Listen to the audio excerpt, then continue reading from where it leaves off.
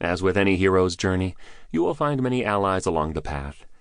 The dozens of real-life stories of people whose lives have been changed for the better by finding the eye of the hurricane, the calm in the center of the storm, are perhaps my favorite part of this book.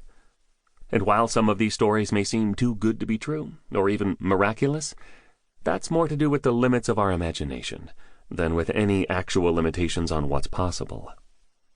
As Joe's mentor Sid Banks says in one of his stories about a woman working with gang members in Minnesota who overcame their differences and found ways to love and connect in the midst of some pretty terrible conditions. Don't ever forget the miracles, dearie.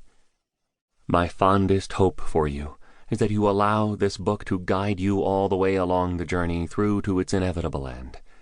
A return to your ordinary world, having experienced an extraordinary shift in perception.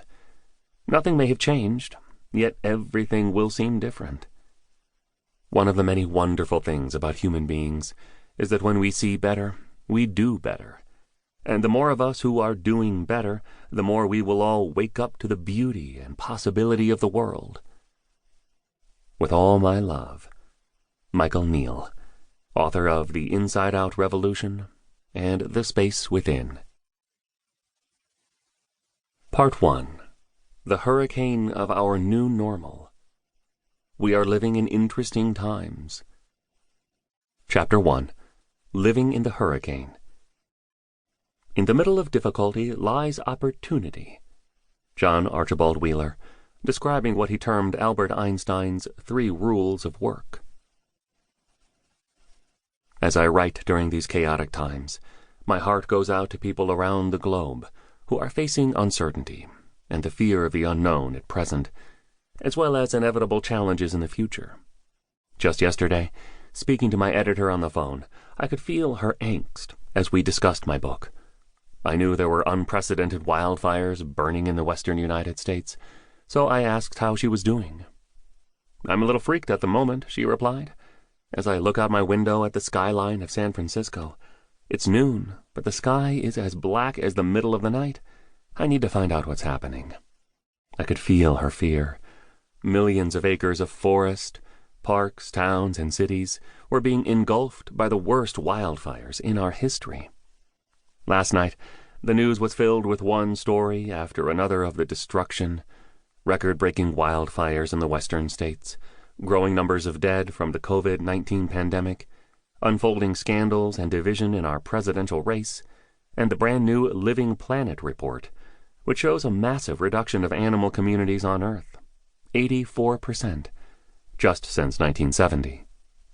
These are just a few of the challenges we face in the hurricane that is life, as we are bombarded daily by terrifying news through various media. But we can learn to find the still point within ourselves. At the center of a hurricane with 200-mile-per-hour destructive winds lies the eye of the storm, a calm center where birds and planes can fly peacefully. In today's turbulence and negativity, how do we find the calm center of the hurricane?